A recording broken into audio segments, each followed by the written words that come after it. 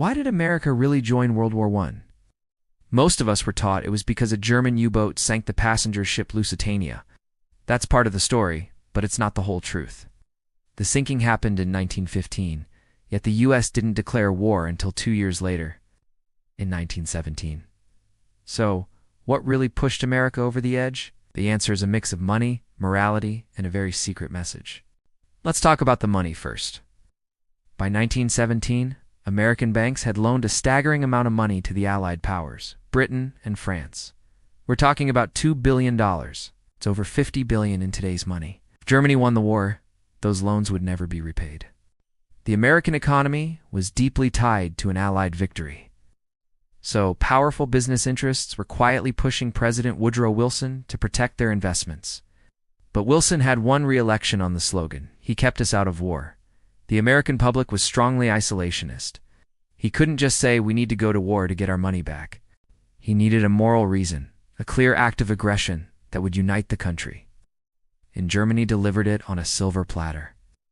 In early 1917, they announced they would resume unrestricted submarine warfare. This meant they would sink any ship, including American civilian ships, that approached Britain. This was a direct challenge to American neutrality and freedom of the seas. It was a huge gamble by Germany. They hoped to starve Britain into surrender before the U.S. could mobilize and send troops to Europe. Then came the final straw, the bombshell that changed everything, the Zimmermann telegram. In January 1917, British intelligence intercepted and decoded a secret message from German Foreign Secretary Arthur Zimmermann to the German ambassador in Mexico. The telegram proposed a military alliance between Germany and Mexico if the United States entered the war. Germany promised Mexico financial support, and more importantly, help in reconquering lost territories: Texas, New Mexico, and Arizona.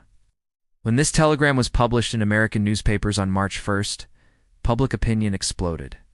The idea of a German-backed war on American soil was terrifying and infuriating. It was no longer a distant European conflict. The threat was now at their doorstep. The combination of Germany's unrestricted submarine warfare and the blatant threat of the Zimmermann telegram was too much to ignore. President Wilson finally had the justification he needed. On April 2, 1917, he went before Congress and asked for a declaration of war, framing it as a crusade to make the world safe for democracy. So, while the Lusitania was a tragedy that shifted public opinion, it wasn't the final push. The real reasons were a complex web of financial interests, Germany's desperate military gambles, and a secret telegram that brought the war right to America's border. History is rarely as simple as the headlines make it seem. Thanks for watching. If you found this interesting, hit that like button and subscribe for more deep dives into history. See you next time.